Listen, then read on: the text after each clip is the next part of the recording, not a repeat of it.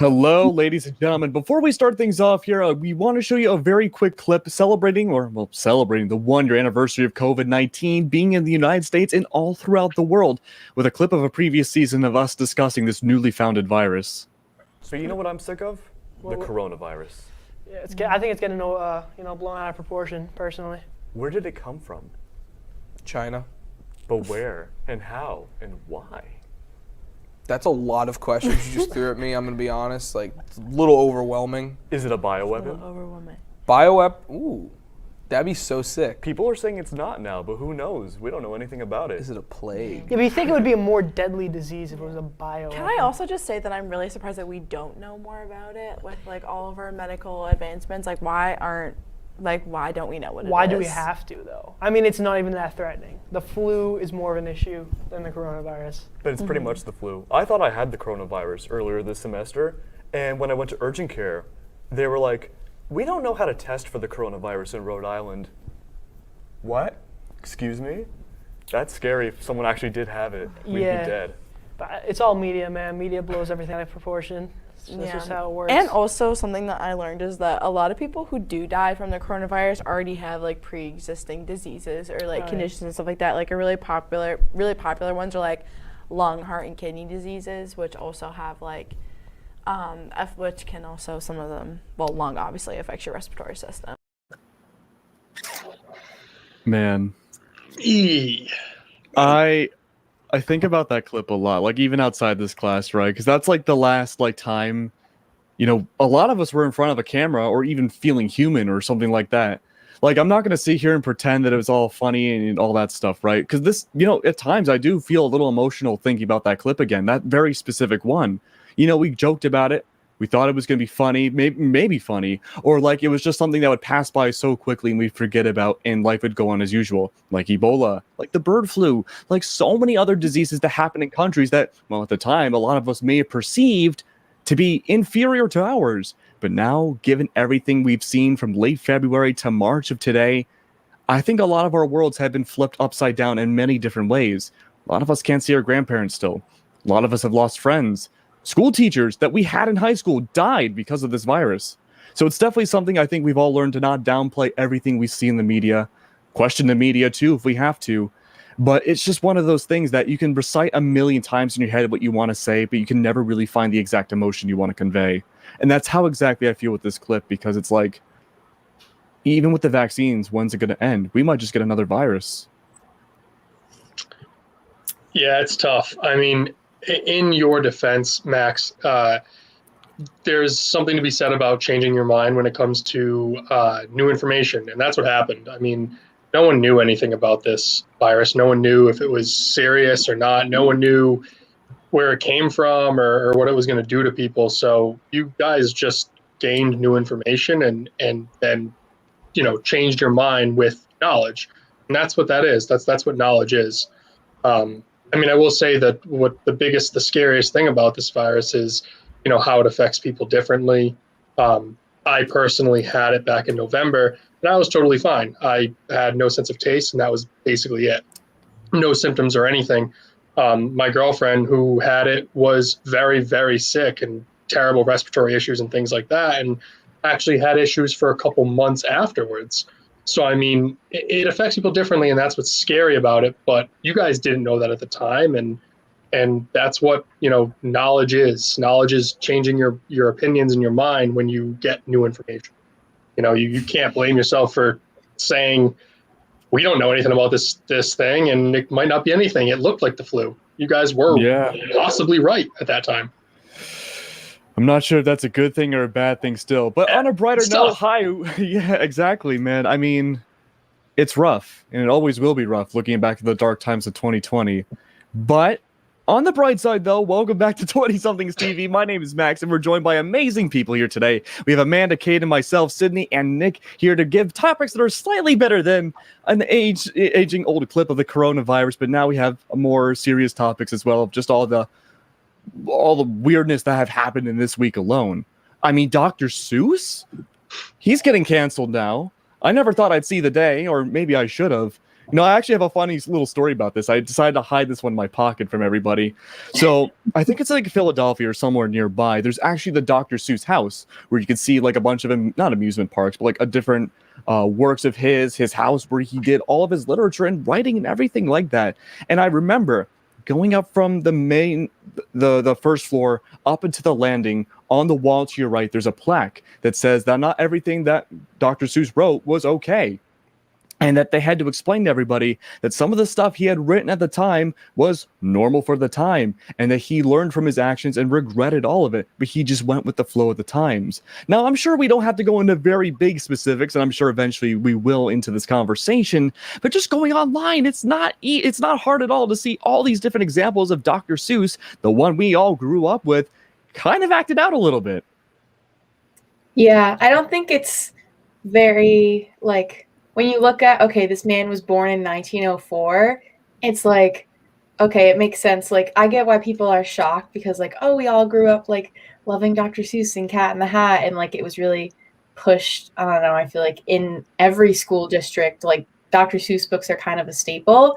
But when you look at it as, like, okay, a white man born in 1904, like, duh, he's gonna say racist things, and it's definitely not okay. But I think, I don't know, people need to like stop looking through like rose-colored glasses that we were given as children, that like everyone's like nice and sweet and like, oh, Dr. Seuss, like it's innocent. Like, no, these people like him wrote racist things, and you know, now it needs to be dealt with. And I think it's a good thing that it's being addressed and dealt with, because everyone's all, oh, just censorship, meh, meh, meh. But like, and saying that people are causing a fuss because we're all too sensitive now. But like, no, we're not sensitive. People just refuse to sit and be quiet about things that hurt them. So I agree. He isn't being censored. Sydney, go ahead. Sorry.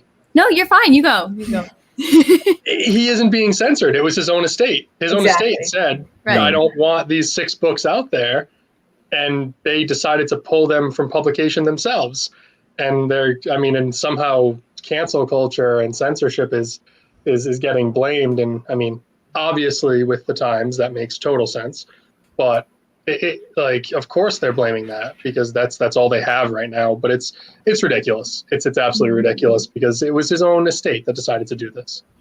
Right. I definitely agree with one of the women on The View. I think I watched that little clip before the show today, and she said something about how this is totally like fair and right. And it's just a matter of the fact that if people really want to see these books that will be taken away, they can go to his estate or like a museum or whatever type of commemorative thing they will have for him to like commemorate that these books did exist, but there is no need to keep pushing them on the public if they're going to be offending people.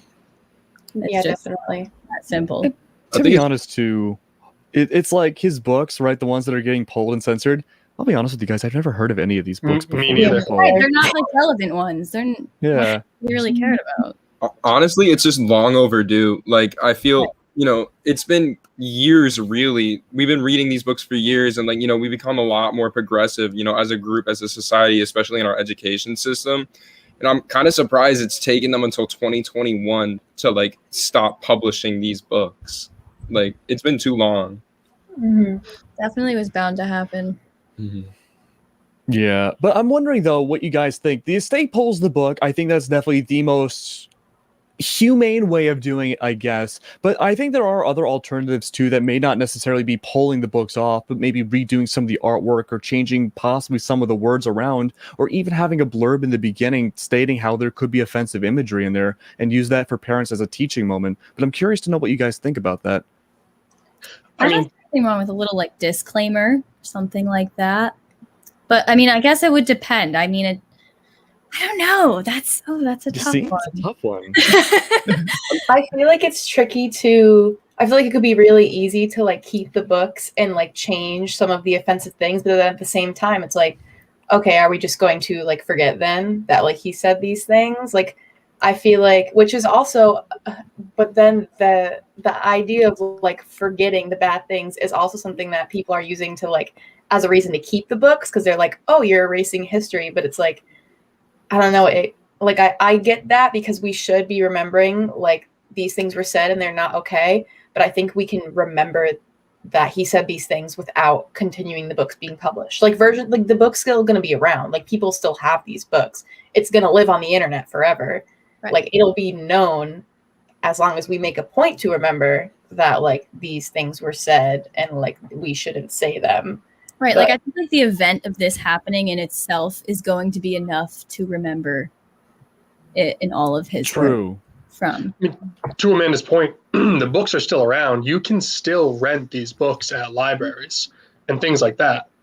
They're not being canceled or censored in any way. It's his estate.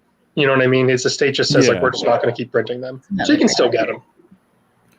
I completely agree. Luckily, though, the estate had a good foresight to realize that some of the wording in the books were wrong and stuff and could be misinterpreted in some ways and wasn't used as the punchline of some almost kind of sick joke unlike Burger King, who decided that having the tweet, just a single tweet, seemingly without context, just saying women belong in the kitchen, and then most people don't even click on the other tweet to see that below it's for a scholarship for women to join the culinary workforce for Burger King. What? it was just bad. Just like Really a little shook from seeing that one. It reminds me of, so do you guys remember the North Dakota anti-drug campaign where they said meth were on it? Yes.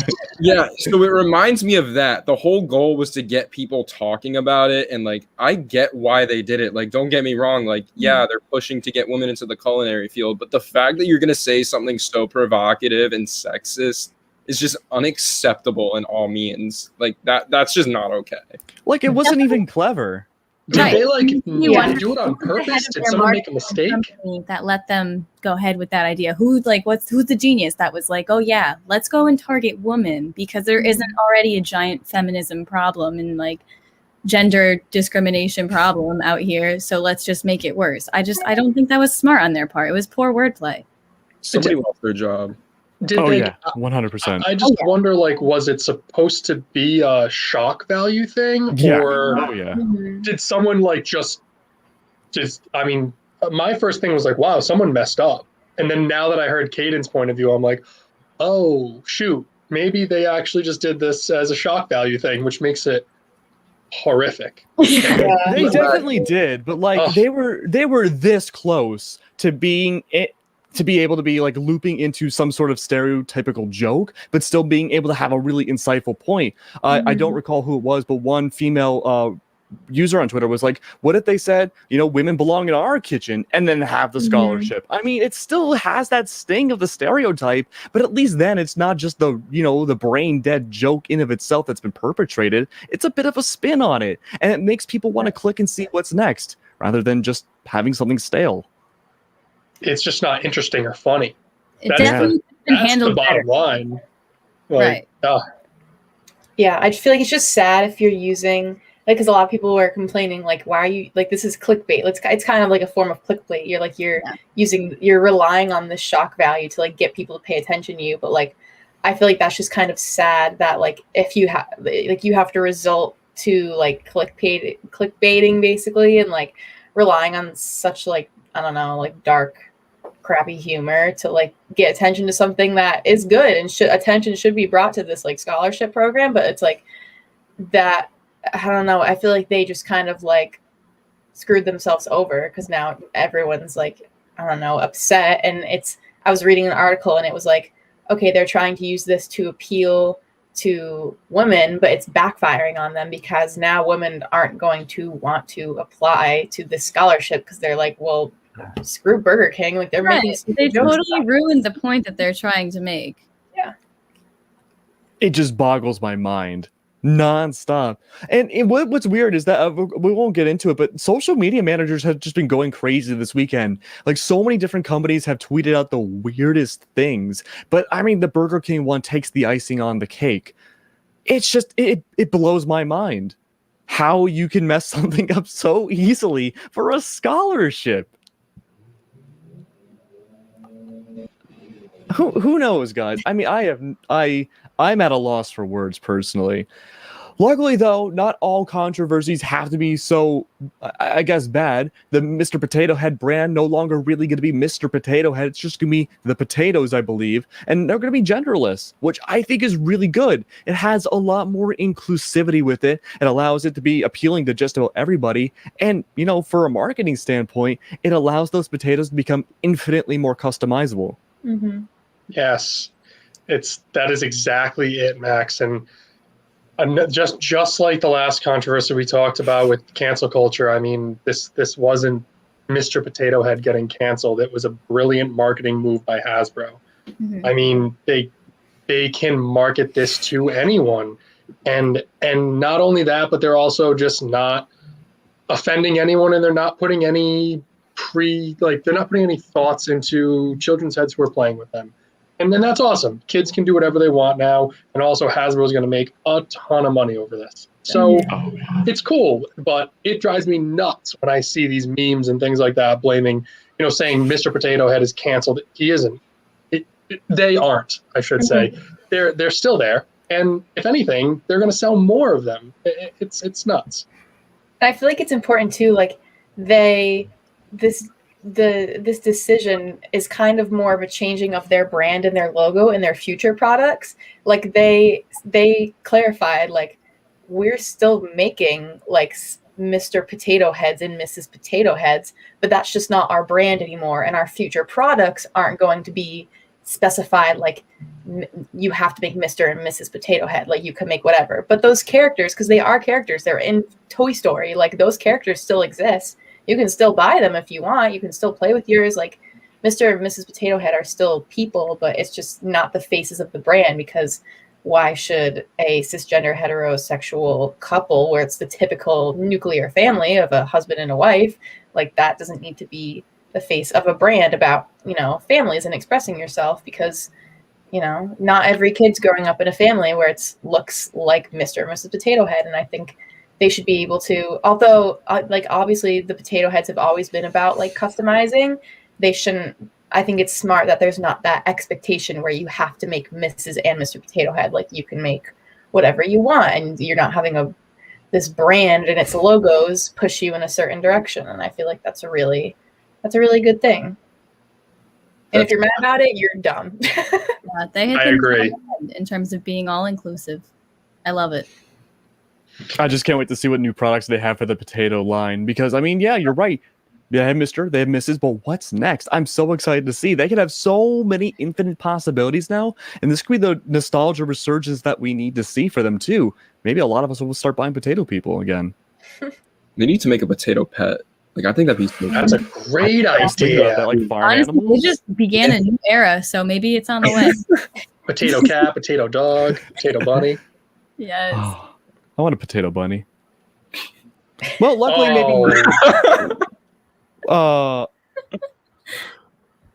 browns. Hash browns. That's tough. That's Okay, tough. Keith. Okay, Keith.